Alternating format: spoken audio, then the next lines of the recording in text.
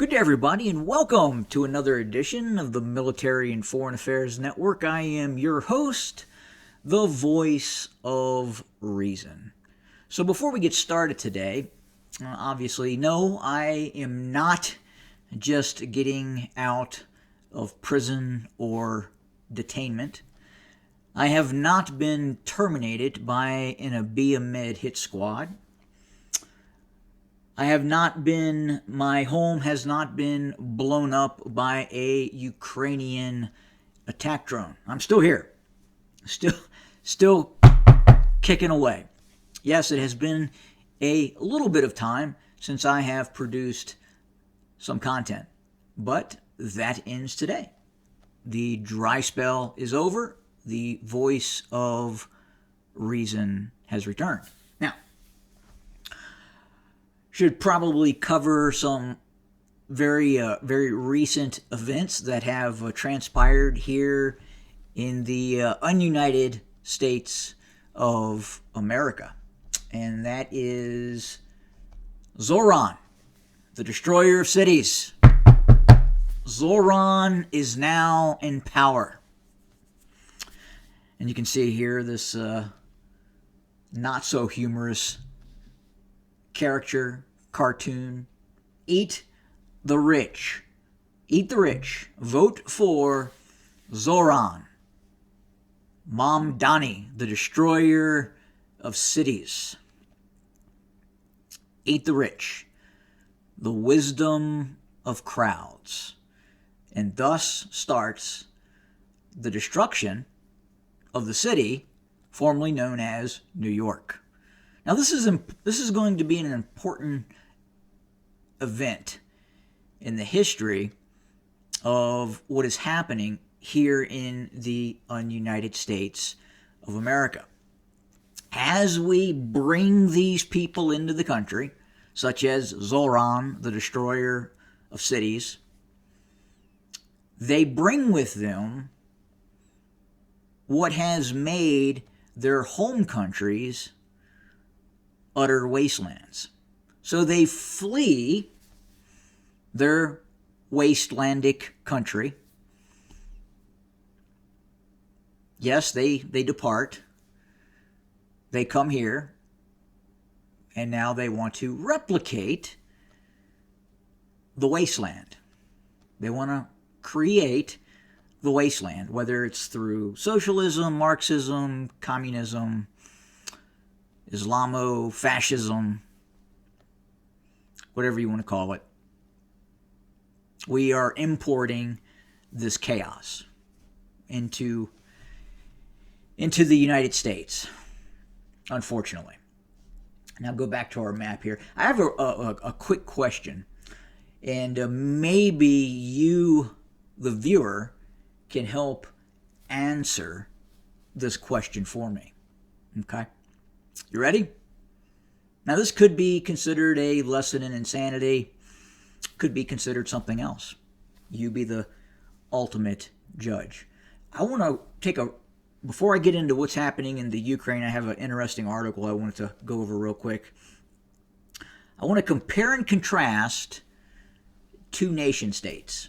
And then I want to ask the question simply, why? Right?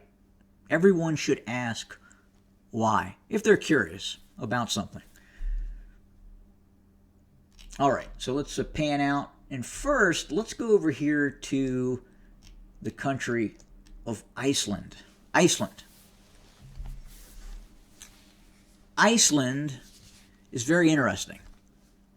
It essentially has no poverty. The streets are so clean, you can quite literally eat off them.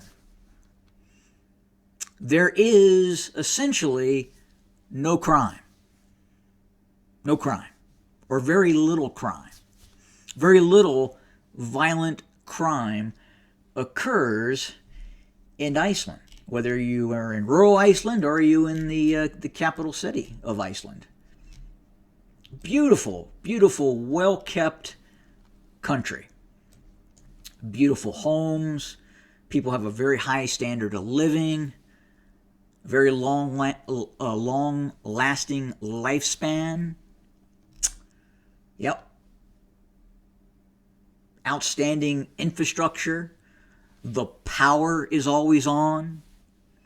There's always heat in the homes. There's always food on the grocery store shelves. It is really a beautiful country, albeit cold much of the year. Some would say, at times, inhospitable. A volcanic island, very few trees, natural resources, some offshore, obviously, drilling, natural gas. But again, compare and contrast Iceland, and now we're going to go to another country, another nation state. We're going to go down here to another island nation state, and this is going to be Madagascar. Now, we compare and contrast Madagascar with Iceland. Not the same standard of living at all. Crime. That looks a little different, doesn't it? The housing, the way the housing looks, the way the roads, very few roads, mostly dirt roads.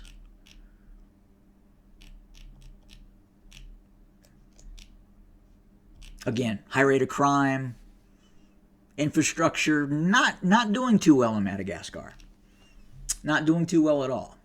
A rudimentary travel industry.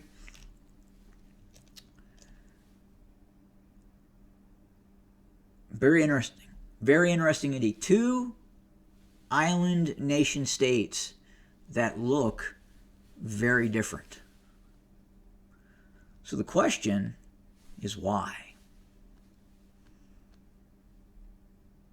The question is why?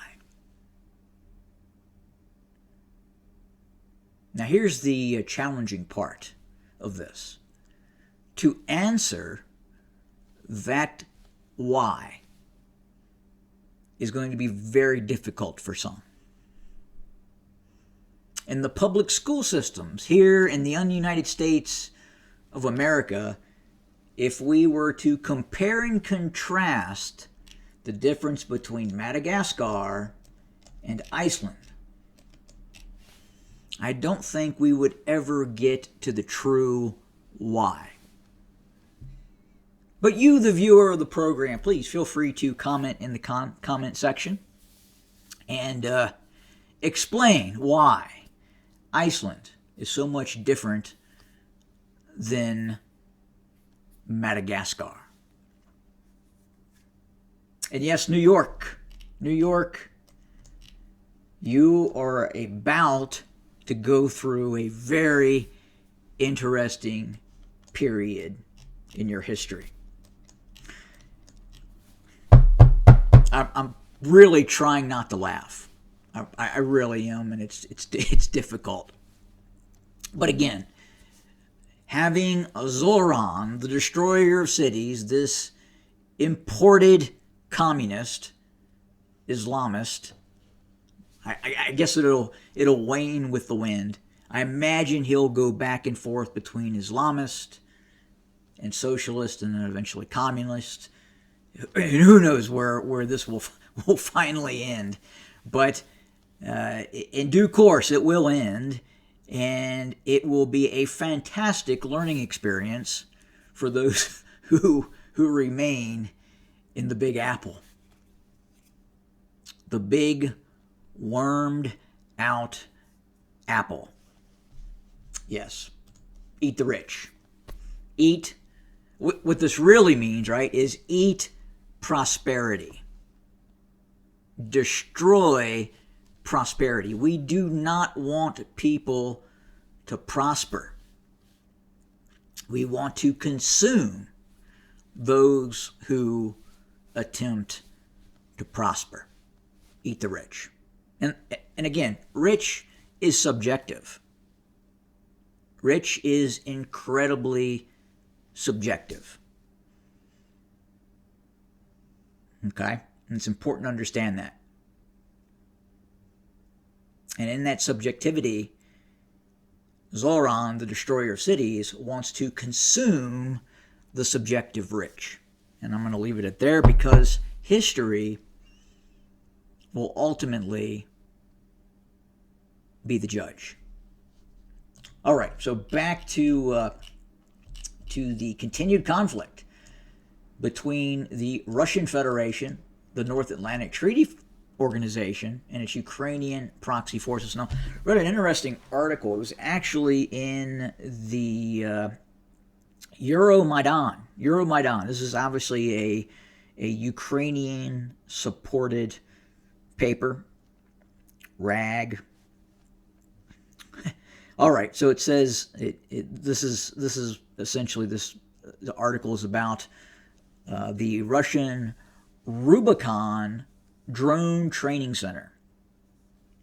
And as drones become more and more important to the face of warfare, this article, I think, is going to be very, very important in terms of where we're heading, military-wise. Ukraine can't match Russia's Rubicon drone expansion. Elite unit scales from company to battalion in months. Ukrainian drone commander. Ukrainian commander says Moscow's Rubicon Center uses United Russia Party youth programs to train thousands of future drone operators, giving Russia manpower and funding advantages Ukraine cannot replicate. Yuri Fodorynkin, commander of Ukraine's 429th Separate Unmanned Systems Regiment, Achilles, said Russia's Rubicon Center for Unmanned Systems can quickly scale from a company to a battalion thanks to manpower and financial resources Ukraine cannot match. He spoke to Liga Liga.net about the growing challenge. Drone warfare has become one of the defining features of the war, with Russia investing heavily in organized, well-funded units that can quickly expand and adapt on the battlefield. These efforts have turned unmanned systems into a key part of Moscow's military strategy, giving it an advantage in scale and coordination that Ukraine often struggles to match. Fedorenko described Rubicon as a direct response to Ukraine's line of drones, a nationwide project that coordinates Ukrainian drone units for reconnaissance, targeting, and operational support on the front lines, with Moscow standardizing training, tasking, and logistics across its units. The structure allows Moscow to rapidly expand personnel, provide the best equipment, and focus on narrow operational functions, unlike infantry or assault units that spread resources across multiple tasks. He noted that Russia recruits heavily through incentives and youth programs linked to United Russia, Russia's ruling political party, training thousands of 16 to 17-year-olds as future drone pilots who will be mobilized at 18 years old. Fedorenko emphasized that Rubicon units have priority in receiving resources including advanced technology and funding for research, development, and innovation centers. Ukraine cannot match these scales of expansion and funding, relying instead on teaching, equipping, and persuading volunteers to join, a slower and more resource-constrained process. Interesting. Very interesting. Obviously, the conflict that we are now seeing, if we go into areas like the Pokrovsk Cauldron, Russia has, at least physically, not surrounded these last few Ukrainian brigades in this area of operation. However, they have surrounded these Ukrainian forces through the application of FPV attack drones. And more of these are fiber optic cable operated drones, fiber optic wire drones that are essentially not able to be jammed. Furthermore, the Russians are also experimenting with fully autonomous machine learning attack drones as well. Meaning the drone is launched. There does not need to be a connection between the drone and the operator. If you have a human being controlling said drone, if you sever that link, that drone becomes essentially inoperable. It cannot target the adversary. If its sole means of attacking a target is through the use of human guidance. If you create drones, and both the Russians, obviously the United States, even the Turks are experimenting heavily in the use of artificial intelligence guided drones, meaning the drone takes off, it is sent towards an area of operation such as near Pokrovsk. It then has the ability to, once it crosses a certain phase line or area of operation, if it identifies in its area of operation a target, either a human target, a piece of equipment, it then has the ability to attack that target on its own.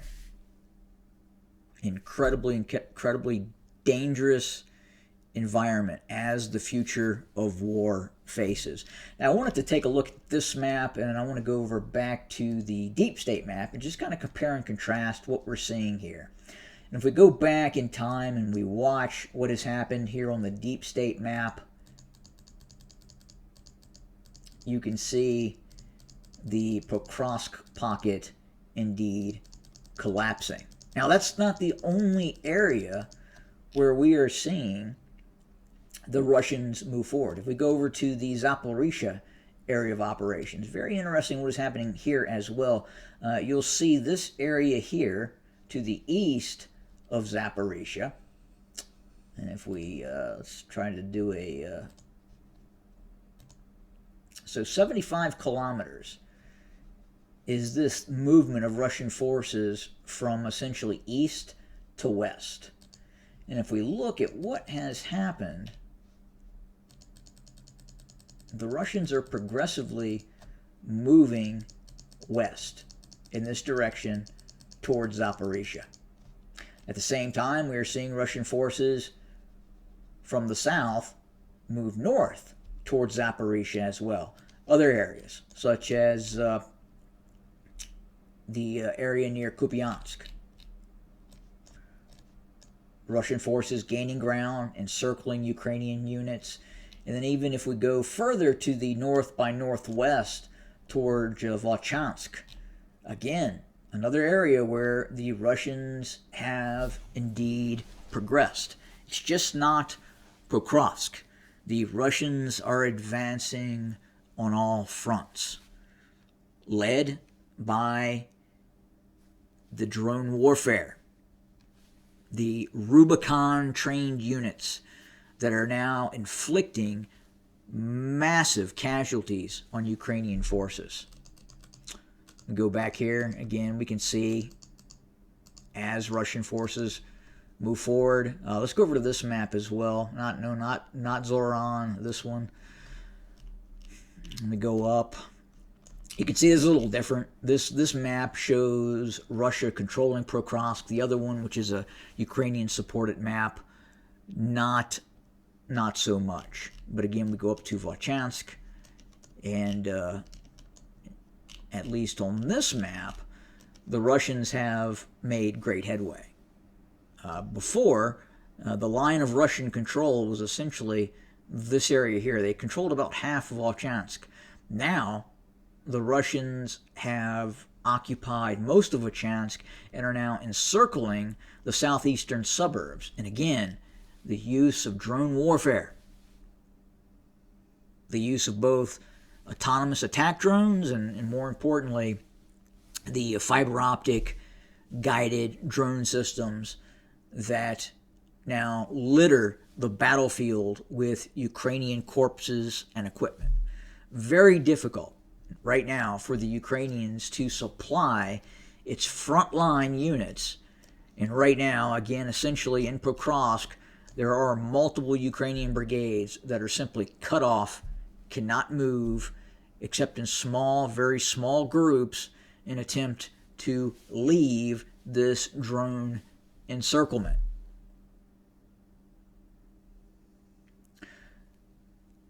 So even here in the United States, I don't know if you track certain military stocks, military companies.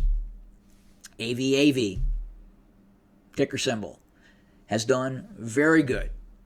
Again, anticipating the future-facing state of war, which is going to be the drone. Either a guided drone, and eventually it'll all be, if you have this technology, an AI, machine learning driven attack drone that has full autonomy over its own strike package. And that's where we're heading. The future of warfare in just 5 years is going to look radically different than the face of war today. Remember, the face of war in 2022, when the Russian operation kicked off against the forces of the North Atlantic Treaty Organization and its Ukrainian proxy forces, that military operation looked vastly different than the military operations we are seeing now. And the military operations we are seeing now will look vastly different than the military operations just 5 years from now, especially with AI. And then the advancement in future-facing drone technologies. If your nation state has the ability to invest and produce these systems, the things that are going to exist on the battlefield in 5 years, in 10 years, are just going to blow your mind. And then some are going to be very, very simple, but there are going to be so many of them. So many of them. And the battlefield is just going to be incredibly, incredibly lethal and complex, meaning drone systems hunting drone systems and drone systems hunting rear area operations where actually humans are, where logistics occur, where infrastructure is going to be attacked. And that's what we're seeing in this conflict.